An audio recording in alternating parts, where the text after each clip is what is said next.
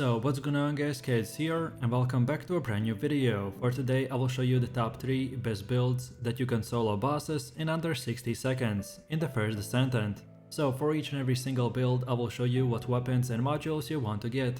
Then I will explain every single skill and show you the best stats and external components. And then lastly we will take a closer look at the gameplay and mods, so you would be able to get the best results and the highest damage possible and much more. If this sounds interesting to you, then let's get right into it. So our new Jayber build is insanely powerful, because we will use both of our turrets to take the attention from us, so then the boss would leave us alone, and uninterrupted, we could do insane amount of damage numbers. As you can see from the gameplay, we are doing 85 to 100k DPS per crit, and with better upgrades, we would be able to do even more. So then with that said, now let's take a look at our modules. For the first one we have the turret engineering, which when we use a skill, it recovers HP of all summoned turrets and extends their duration. Then the tonfa, that modifies the charge sub attack, but most importantly increases our max module capacity, which is the reason why every single build has at least one of these modules equipped. Then increased HP, that increases our max HP by 22%. Then energy collection, that increases our mana recovery by 14%. Then an iron will, which does that when our shield is at 0%, it will increase our defenses by 32%. Then maximize efficiency, that reduces our skill cost by 4%, but reduces our max mana by -1%. Then nimble fingers, that decreases our skill cooldowns by 6%. Then HP amplification, that increases our max HP by 23%, but decreases our max shields by -9%. Then medical support, that increases our HP heal by 8%. And finally increased def, that increases our defenses by 16%. So overall our main goal with this setup is to improve our turrets, decrease skill cooldowns and increase our defenses. With this build we will deal insane amount of damage, but we can't forget about one of the main reasons of why we can solo bosses, which are our skills, aka the turrets. So we have to upgrade them as much as possible, so they could survive long enough for us to kill the enemies before they start attacking us. I've done countless of hours of testing, and this was by far the best module setup. Then next up, let's take a look at the weapons and weapon mods that we should use. So for our weapon loadout, the first one is the Eternal Willpower. This is not an ultimate weapon, so we won't get any unique effects, but because of our mods, we will do crazy amount of damage. And you can get it by farming the Agna Desert Zone, the Commanding Ground Battlefield mission, or the Red Sphere mission. The Eternal Willpower is a rare assault rifle that you can only get through the random drops from these areas. And then when you get it, for mods we wanna go with the Rifling Reinforcement, that increases our ADK by 12%. Then Action and Reaction, that increases ADK by 15%, but as well increases our recoil by 5%. Then Better Insight, which increases our critical hit rate by 8%. Then Concentration Priority, that increases our critical hit damage by 8% and reduces reload time modifier by -8%. Then Better Concentration, which increases our critical hit damage by 9%. Then Fire Rate Up, that increases our fire rate by 6%. And finally the Electric Enhancement, that adds electric ADK equal to 8% of our weapon's ADK. As you can see, because of our setup, we can do 500,000 DPS. So our setup, like for most players, is focused on ADK, crit damage and crit rate increase as much as humanly possible. Then for our second weapon, we wanna use the Nazestra's Devotion, which when you hit enemy weak points, it will apply a unique ability called the Devotion Mark, that reduces the enemy's defenses by 30% for 3 seconds. This weapon is very overpowered to just one-shot trash enemies, or to use them on boss weak spots. This ultimate weapon will require for you to reach Mastery rank level 1 before you can craft it with the Magister's Anus in Albion. To craft this weapon, you will need one Nazestra's Devotion Polymere Synxium, then one Synthetic Fiber, then one Nano and one Blueprint, which all of them you can farm in the Vespers, Timberfall and in the Ancient Giant Tree mission. And then when you get the weapon, we wanna use mods like the Action and Reaction that increases our ADK by 15%. And reduces recoil by 5%. Then Bullet Rain, that increases our fire rate by 8% and ADK by 1%. Then Rifling Reinforcement, that increases our ADK by 12%. Then Weak Point Sight, that increases our weak point damage by 10%, but reduces accuracy by -5%. Then Better Concentration, that increases our critical hit damage by 9%. Then Target Detection, that increases our critical hit damage by 5%, and weak point damage by +2%. Then Aiming Compensation, for 8% accuracy and 5% critical hit damage. Then Weak Point Detection, that increases our weak point damage by 5% and ADK by 1%. Then Weak Point Expansion, that on weak point hit, it will increase your weak point damage by 35%. And finally the Better Insight, for 10% critical hit rate. As for most of the weapons, we use the mods to increase our weapons damage, and because of our unique ability that gives us better weak point damage, so we try to focus with our mods to increase its damage even more, for that one-shot capability. This is a secondary weapon that I rarely use, so as long as you use the first weapon, then the second and third weapon slots are up to every player's preference. And finally, for our third weapon of choice, we have the Afterglow Sword Sniper Rifle. On hitting a weak point, this weapon will inflict the unique effect called the Death Propagation, which increases our critical hit rate and applies this effect to our next attack. We mainly want to use the sniper for long range fights, and then the way you get it is by collecting all the items, reaching Mastery 15 and researching it for 100,000 gold by talking to the Aeneas at Albion. You can get the Afterglow Sword Blueprint, Nanotube Blueprint, and Polymer Synxium by farming the Intercept Battle on Hard Mode. And for the last Afterglow Sword Synthetic Fiber Blueprint, you can get it from the Vespers on the Kingston Hard Mode. And then when you have it, we wanna use mods like the Weak Point Sight, that increases our weak point damage by 10%, but decreases accuracy by -5%. Then Better Insight, which increases Firearm critical hit rate by 10%. Then Fatal Critical, that increases critical hit damage by 5% and critical hit rate by 1%. Then Strengthened First Shot, that after you reload, your first shot gets 100% ADK increase. Then Action and Reaction, that increases explosive ADK by 15% and recoil by 5%. Then Better Concentration, or increased firearm critical hit damage by 9%. And finally the Focus on Fire, that increases fire skill power by 19% and decreases skill cooldown by -6%. As any sniper weapon, we want to increase our crits and overall damage, so with our mod setup we have made it that you can basically crit the enemies 100% of the time. Then next up, let's go over to the base reactor and external components. So your reactor is very important item that determines your skill damage and can also include extra modifiers that buff certain aspects of your build. The better your reactor is, the more damage your skills will deal to enemies. I recommend prioritizing using reactor with a high skill power and a sub-attack power. Specifically, my best job that I got is this materialized phase reactor with the hand cannon condition, so it's perfect for our build. And then as for your external components, they're even more of an RNG, at least until you've played the game for long enough to find basically every possible combination with a good stat roll.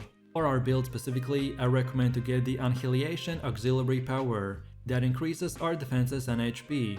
Then Annihilation Sensor that increases our defenses and max mana. Then Annihilation Memory for increased max HP, defenses and electric resistance. And lastly the Annihilation Processor for more max HP and toxic resistance. And because we use all 4 of the Annihilation set piece, we get to increase our skill duration by 5.7% and our weapons ADK increases proportionally to our max HP lost, so the lower HP we are, the more damage we will do, which becomes useful if all of our turrets die, and then we need to take a bit of damage from the enemies while we activate the new turrets. So for our new Lepic build, we will focus on getting as much DPS as possible, while getting even more AoV buffs for our burn effects. This specific setup is made around stacking burn, AoV and most of our skills to spam them 24/7 while waiting for our ultimate skill to do massive amounts of damage to all the types of enemies, but especially bosses. And by doing this, we will be melting anyone you come across. Right now in the current meta, Lepic is one of the highest damage characters, but only if you play him right and optimize all the modules and mods. So I've done countless of hours of testing and here what I came up with. So then with that said, now let's take a closer look at our build modules. And for the first one, we wanna use the multi-maneuvering that modifies the max stacks of grappling hook to 3. but then the base range decreases to 18 meters, and the charge time increases by 20%. On top of this, we will increase our module capacity, which is our main goal. Then second of all, we have the emergency measures. That increases skill critical hit rate by 16% and skill critical hit damage by 7%.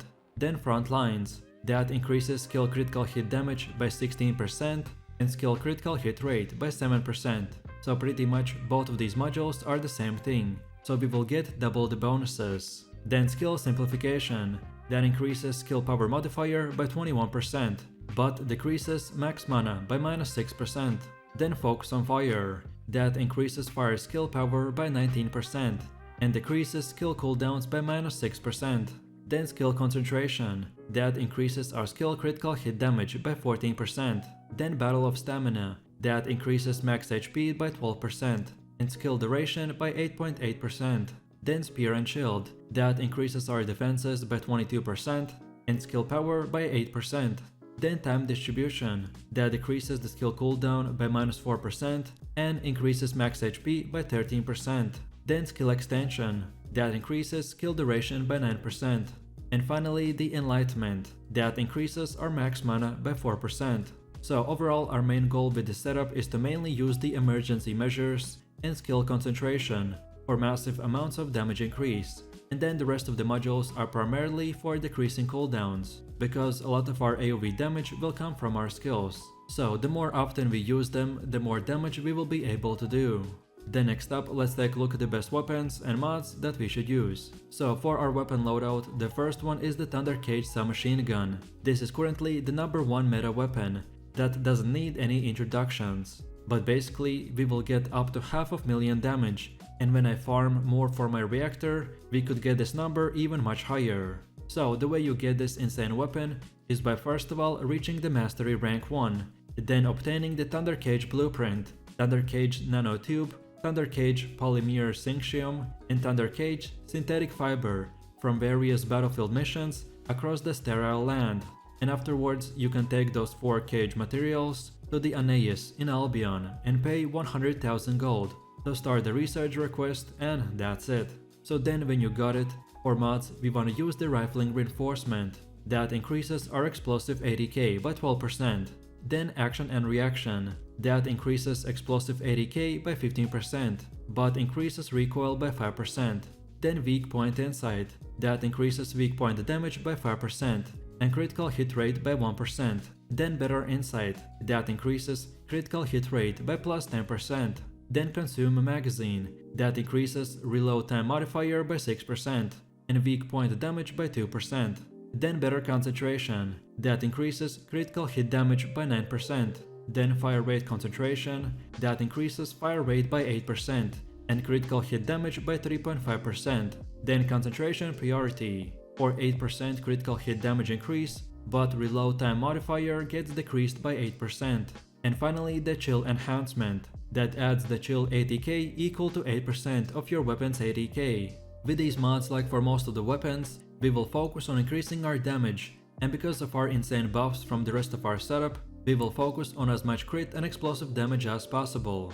Then for our second weapon, we wanna use the Tamer. This is another amazing weapon, but just with more rounds per magazine, and much more slower movement speed. So we will switch between the Thunder and the Tamer, depending on if you are constantly on the move, or if you can just stand still and burst the enemy down with no interruptions. And the way you can get this weapon is by farming the Aegna Desert Zone, and the mission is called the Abandoned Restriction Site in the Remnant area. The Aegna Desert is the 5th overworld zone in the game, and you must play through the main story campaign to unlock access to it. And this weapon can only be dropped as a random loot drop. And then when you get this weapon, we wanna use mods like the Rifling Reinforcement. That increases our explosive ADK by 12%. Then expand weapon charge. That increases our rounds per magazine for 12%. Then fire rate concentration. That increases fire rate by 8% and critical hit damage by 3%. Then toxic enhancement. That adds explosive ADK equal to 8% of weapons ADK. Then antimatter round. That increases our explosive ADK by 8% and critical hit damage by 3%. And finally the better concentration. That increases critical hit damage by 9%. The reasoning for this weapon is very similar to the Thunder Cage, because with these mods, we try to increase our weapon's damage by critting as much as possible. And as from our skills, we will already do great explosive damage, so combining this with the weapon's AoE, we will be unstoppable. And finally, for our third weapon of choice, we have the Afterglow Sword Sniper Rifle. On hitting a weak point on the enemy, this weapon will inflict the unique effect called the Death Propagation, which increases our critical hit rate and applies this effect to our next attack. We mainly want to use the sniper for long range fights, but usually my third weapon slots are flex slots. So again, as long as you use the first two weapons, the last one is up to you. But I really like this weapon, as you can use it for multiple Descendants at the same time. And then the way you get it is by collecting all the items, then reaching Mastery 15 and researching it for 100,000 gold by talking to the Aeneas at the Albion. You can get the Afterglow Sword Blueprint, Nanotube Blueprint, and the Polymer Synchtium by farming the Intercept Battle on the hard mode. And then for the last Afterglow Sword Synthetic Fiber Blueprint, you can get it from the Vespers on the hard mode, or from the Kingston on the hard mode as well. And then when you have it, you can use mods like the Weak Point Sight, that increases our weak point damage by 10%, but decreases accuracy by -5%. Then Better Insight, which increases our critical hit rate by 10%.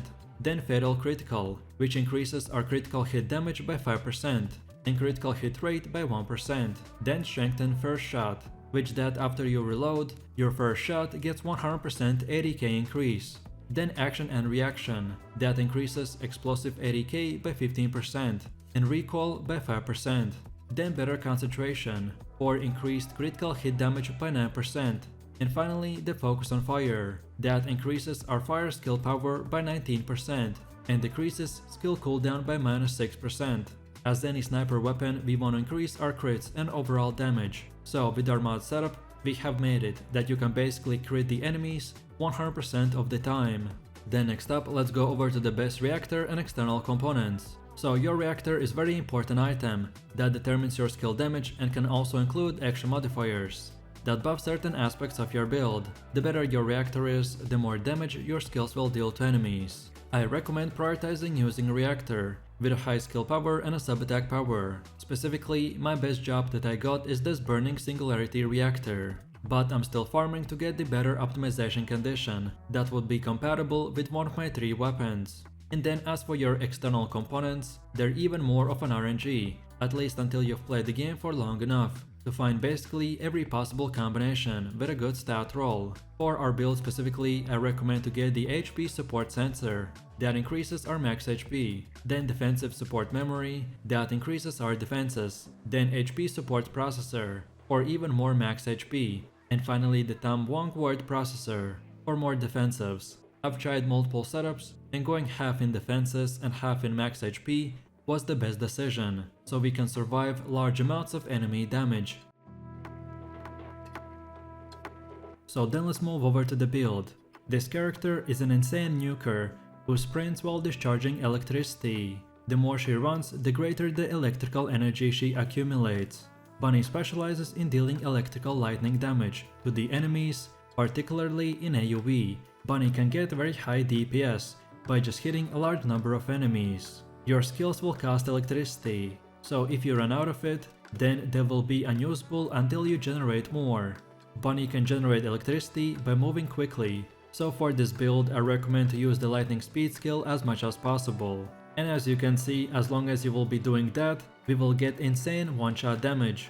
This new build works that we stack new several skill damage bonuses on top of each other to gain very high AoE damage. The only important thing to keep in mind is when playing this build, keep spamming your lightning speed skill to generate electricity, and for bosses and even stronger enemies that need 2 or 3 shots to get one-shotted, then just keep debuffing them with the electrocute, so you could boost your damage even higher. If this type of gameplay sounds interesting to you, then have fun one-shotting your enemies. Then now let's take a look at our build modules. So here we have the best modules for your leveling build. You should be able to get this by approximately level 25 to 30. This is a good base setup to have before preparing to farm the max level Bunny build.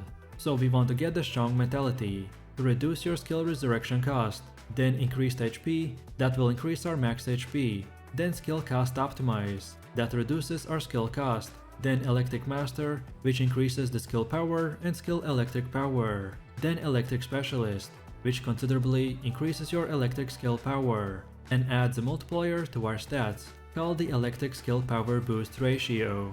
Then Dual Class, that increases our max module capacity, then Skill Expansion, which increases your skill effect range for valid skills, then Nimble Fingers, that reduces your skill cooldown, and finally Increased Defensives, which increase our defense stats.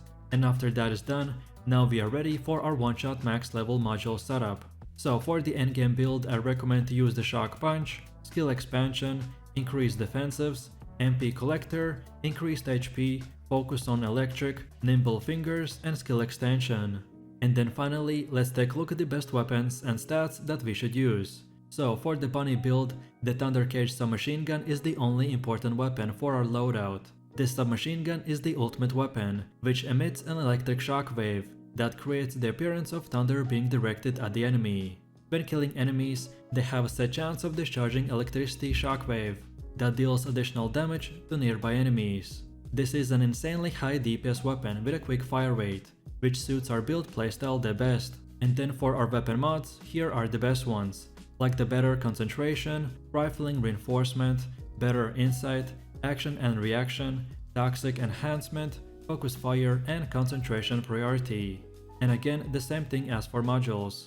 We can easily leave the empty spaces free, as using only the best mods are way better than just clumping up a bunch of average mods. Then after that, now let's go over to the best reactor stats. So your reactor is very important item that determines your skill damage and can also include extra modifiers that buff certain aspects of your build. The better your reactor is, the more damage your skills will deal to enemies. I recommend prioritizing using a reactor with a high skill power and a sub attack power. After that, you can look out for reactors with a boost to your skill critical hit damage, which will improve the amount of damage dealt when you land a critical hit. Specifically, my best job that I got is the Stingling Singularity Reactor, which has the Thunder Cage mounting condition. But if you don't have this yet, then you can just focus on the skill power and try to farm this one whenever you can.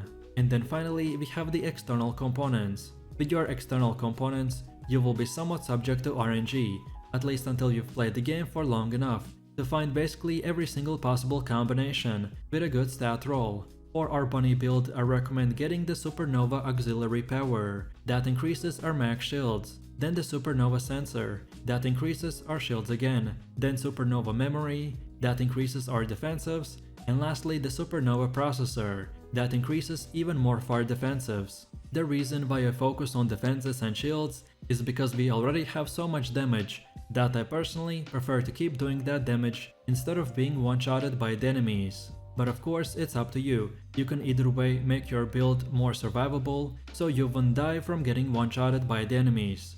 Or on the other hand, you can do even a bit more damage on top of the already insane damage we have. I personally recommend my choice, but this won't break the build. So if you prefer the different way, then go ahead.